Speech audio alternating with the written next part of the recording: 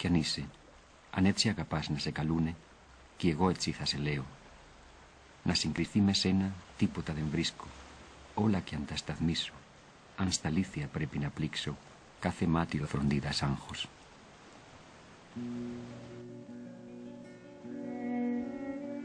Ανάμεσα στον άνθρωπο και τη θεότητα υπάρχει πάντα ένα συμπαγές τείχος σιωπής.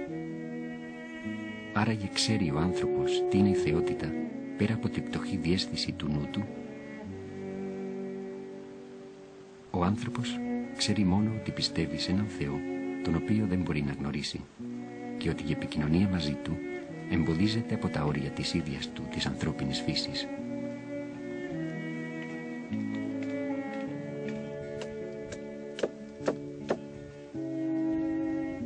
Οι αρχαίοι Έλληνες δεν υπήρξαν δογματικοί επειδή ποτέ δεν έφτασαν στο σημείο να λησμονήσουν ότι οι θεοί είναι σύμβολα, ονόματα για να μπορούν να μιλούν για το άφατο.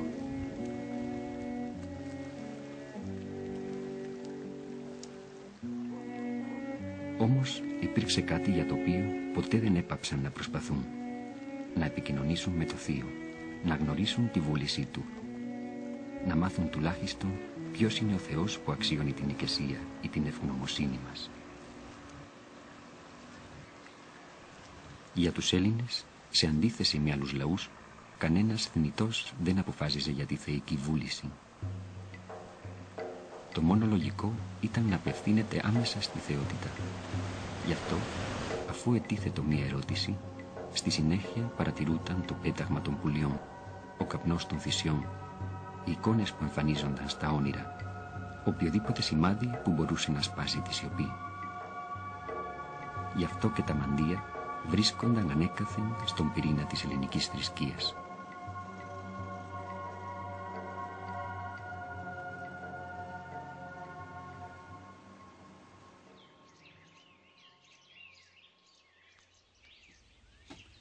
Ο Ηρόδοτος αναφέρει πως ο Κρίσος, ο βασιλιάς της Λιδίας, κάτω από την απειλή των Περσών και πριν αποταθεί στους θεούς για να ζητήσει τη συμβουλή τους, θέλησε να μάθει ποιο ήταν το πιο αξιόπιστο μαντίο.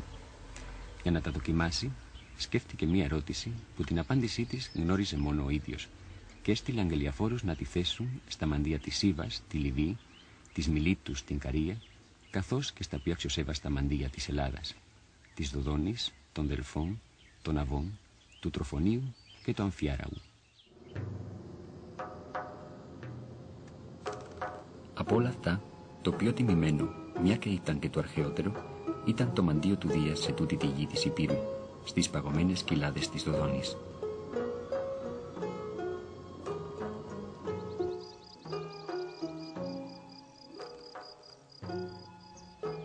Ο μύθος που ο Ηρόδοτος άκουσε σχετικά με την ίδρυση αυτού του μαντίου αναφέρει πως δύο μαύρα περιστέρια ξεκίνησαν να πετούν από τις στίβες της Αιγύπτου προς μέρη μακρινά. Το ένα έφτασε στην καρδιά της Λιβύης, στην όαση της Σίβας, όπου και ιδρύθηκε το μαντίο του Άμμονα. Το άλλο έφτασε στη Δοδόνη, κούρνιασε πάνω σε μια βελανιδιά και δήλωσε με ανθρώπινη φωνή ότι εδώ έπρεπε να θεμελιωθεί το μαντίο του Δία.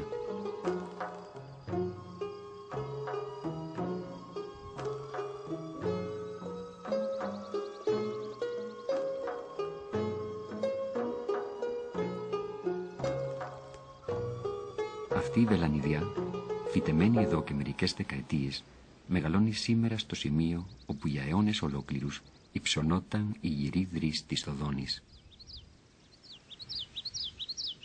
Η βελανιδιά είναι το δέντρο που χτυπάει με μεγαλύτερη συχνότητα ο κεραυνός. Γι' αυτό και είναι το γυρό δέντρο του Δία. Για πολλούς αιώνες, το μαντίο της Δοδόνης δεν ήταν άλλο από μια βελανιδιά που την χάιδευε ή τη μαστίγωνε ο άνεμος.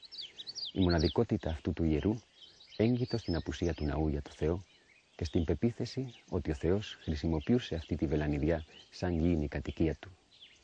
Γι' αυτό εδώ ο Δίας ονομαζόταν Νάιος, Φιγονάιος, αυτός δηλαδή που κατοικεί στη βελανιδιά. Η φωνή του Θεού εκφραζόταν με τον ψήθυρο των φύλων που σάλευε ο άνεμος, με τις δονήσεις που αντιχούσαν σε βρούντσινους λέβητες τοποθετημένους κυκλικά γύρω από αυτόν τον κορμό, με το γουργουριτό των περιστεριών που κούρνιαζαν σε αυτά τα κλαδιά. Πάνω σε αυτό το στρώμα από φύλλα και βελανίδια ξάπλωναν οι ερμηνευτές του Δία, θεσπρωτοί γυρίς που ονομάζονταν Σελή ή Ελή, ίσως οι πρώτοι κομιστές του ονόματος Έλληνες. Οι Σελή περπατούσαν ξυπόλυτοι, δεν έπλαιναν τα πόδια τους και κοιμούνταν κατάχαμα, αφού εξακολουθούσαν να πιστεύουν ακράδαντα ότι κάθε προφητική δύναμη εκπορεύεται από τη γη.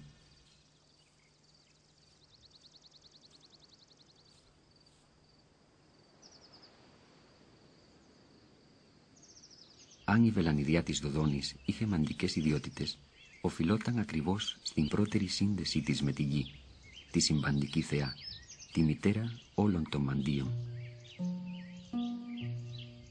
Στη διάρκεια τουλάχιστον 2 χιλιετηρίδων, άνθρωποι όλων των ειδών προσέφηκαν εδώ για να οικετέψουν αυτούς τους θεούς για μία απάντηση στην αγωνία τους. Ένα ναι ή ένα όχι, μία λέξη που θα έσπασε τη σιωπή. Η γη διέσωσε μερικά από εκείνα τα εύθραστα ελάσματα όπου κάποια μέρα χάραξαν πάνω τους τα ερωτήματά τους. Θα μπορέσει η σύζυγός μου να μου χαρίσει ένα παιδί? Οφείλεται σε κάποια προσβολή αυτός ο δρυμής χειμώνας? Πρέπει να ναυτολογηθώ για τις Σιρακούσες. Σε ποιον θεό ή ήρωα πρέπει να προσφέρουμε θυσίες?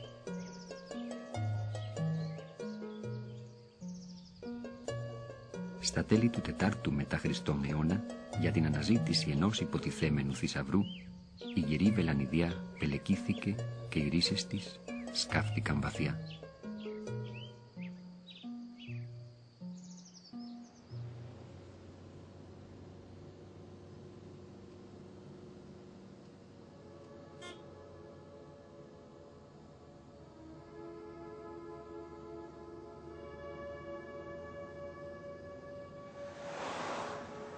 Άλλο ένα μαντίο όπου ο Κρίσος έστειλε τους αγγελιαφόρους του με εκείνη την ασυνήθιστη ερώτηση που έθετε στους ερμηνευτές της φωνής των θεών ήταν το μαντίο του Τροφονίου στη Βιωτία. Ο Τροφόνιος ήταν ένας πρίγκιπας του Ορχομενού, σύμφωνα με ορισμένους γιος του Απόλλωνα, ένας σκοτεινός ήρωας που μία μέρα τον κατάπιε η γη και εξαφανίστηκε. Καιρό αργότερα αποδόθηκε σε αυτόν η φωνή ενός άλλου αρχαίου μαντίου του κάτω κόσμου, το οποίο προϋπήρχε στη Λιβαδιά, στις πλούσιες πηγές του ποταμού Έρκινα.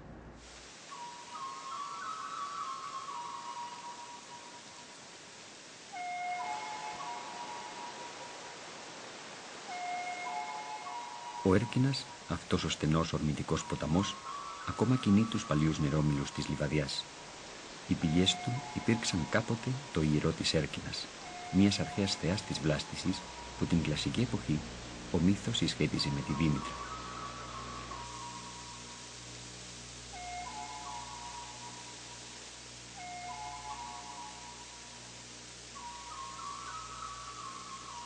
Ο μύθος λέει πως η Έρκινα και η κόρη, η θυγατέρα της Δήμητρας, έπαιζαν μία μέρα σε τούτη την αλέα με μία χίνα. Ξαφνικά η χίνα ξέφυγε από τα χέρια της Έρκινας και άρχισε να τρέχει φτεροκοπώντας, ώσπου κρύφτηκε μέσα σε μια σπηλιά. Η κόρη πήγε να την ψάξει και τη βρήκε κουλουριασμένη κάτω από ένα βράχο. Μόλις την έβγαλε από εκεί, άρχισε να αναβλύζει με δύναμη μια πηγή που από τότε φέρει το όνομα της Έρκινας.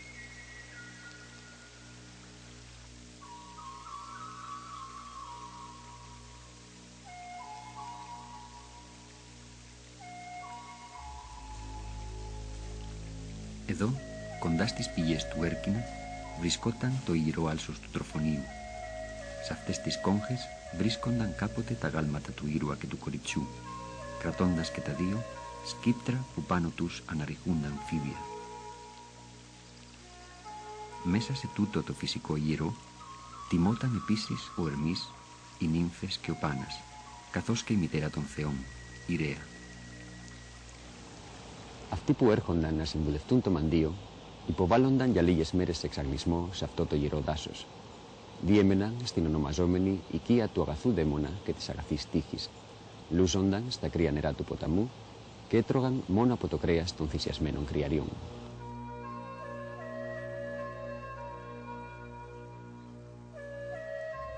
Ο Παυσανίας, που συμβουλεύτηκε προσωπικά αυτό το μαντίο, μας λέει πως μία νύχτα, αφού είχε πιει το νερό της λύθης, οδηγήθηκε στο σημείο από 2 13χρονα αγόρια. Αυτά τα αγόρια τα ονόμαζαν Ερμές, όπως τον Ψυχοπομπό, αφού η προσφυγή στο μαντίο ήταν μία συμβολική κάθοδος στον Άδη.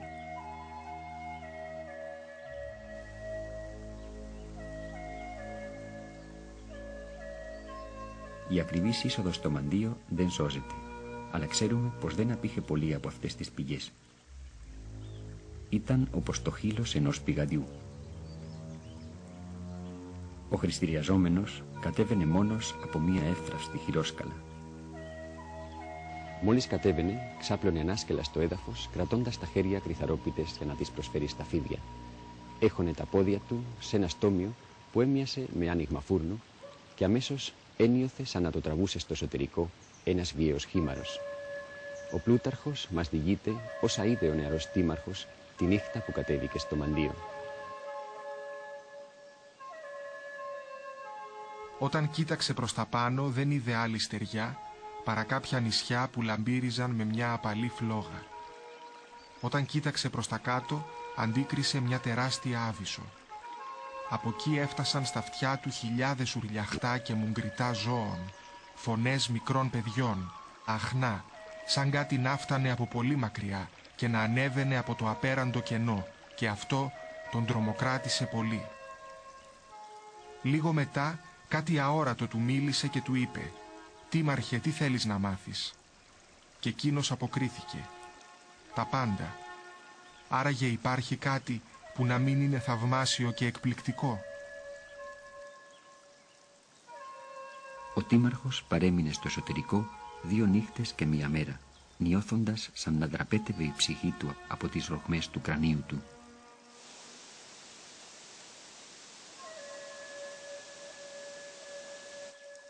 Η κάθοδος στο μαντίο ήταν μια εμπειρία συγκλονιστική. Μόλις έβγαινε, ο προσκυνητής καθόταν στον ονομαζόμενο θρόνο της μνημοσύνης, όπου οι γερείς τον ρωτούσαν σχετικά με ό,τι είχε δει και ακούσει κατά την επαφή του με τη θεότητα. Κατόπιν, οι συγγενείς του τον συνόδευαν στον οίκο του αγαθού δαίμονα και της αγαθής τύχης, όπου σιγά σιγά ανακτούσε το χαμόγελό του.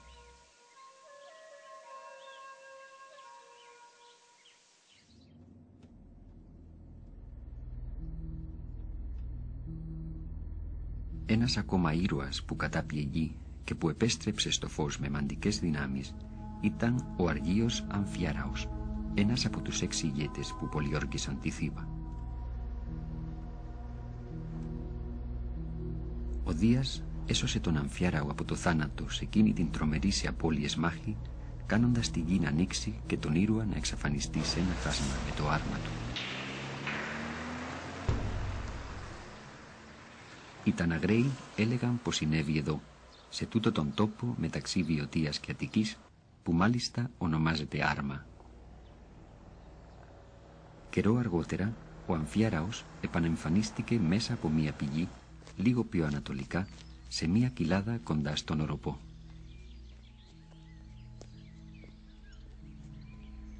Αυτό είναι το Αμφιαράγιον του Οροπού, ο συνεχιστής του ομώνυμου παλιού μαντίου που οι απεσταλμένοι του Κρίσου επισκέφτηκαν στη Θήβα και ένα από εκείνα που ο βασιλιάς αξιολόγησε ως τα πιο αξιόπιστα.